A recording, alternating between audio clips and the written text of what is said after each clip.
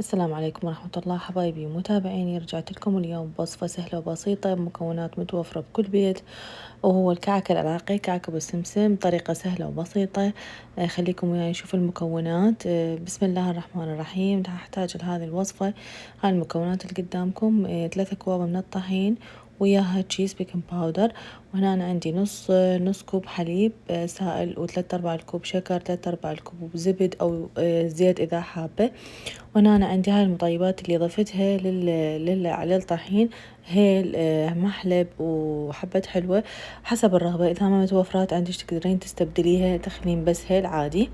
وخليت بيكربونات صودا خشوقة مال شاي. قبل ما أبدي بالمكونات، أول شي أسويه أبدي أذوب الحليب ويا الشكر كامل.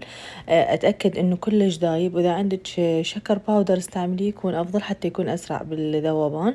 ما عندك عادي تقدرين تستخدمين العادي. بعدين أبدي أسوي ميكس كامل، أخلي الطحين وأخلي كل المكونات الجافة اللي حضرتها أني، وأخبطها كامل. هذا الكوب مال الطحين، هذا الكوب نفسه قست بيه الطحين والشكر والزيت كله نفسه، يعني نفس المقياس. وأبدي أخلط كل المكونات سوية، ورشة ملح خفيفة. وقلت لكم البيكربونات الصودا أنا نسيت أخلي يعني أصورها، خاشوقة تقريبا مالت شاي.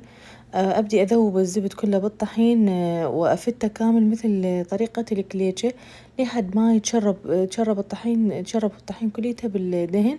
وبعدين أضيف الخليط السائل اللي أنا خلطته وحضرته على صفحة. أكمله بكله بهذه الطريقة لحد ما تكون العجينة هيجي مثل الرمل، عجينة الكليتشة. وبعدين أضيف هذا الشكر والحليب اللي خليته. هاي نتيجتها العجينة تكون لينة، مو كلش قوية، لينة وسهلة بالتشكيل. ويعني أخلصها من النار، أسأل أبدي أشتغل بيها من النار، ما تندرك، من تندرك تخرب ما تفيد يعني.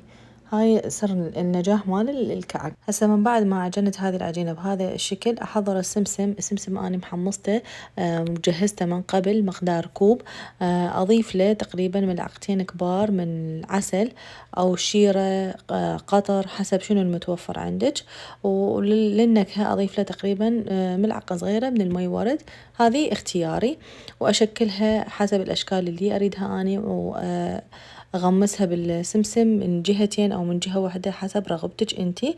وأشويها بالفرن على حرارة 180 سيليزيوس 350 فهرنهايت مدة 30 دقيقة، ويا المراقبة حسب نوع الفرن.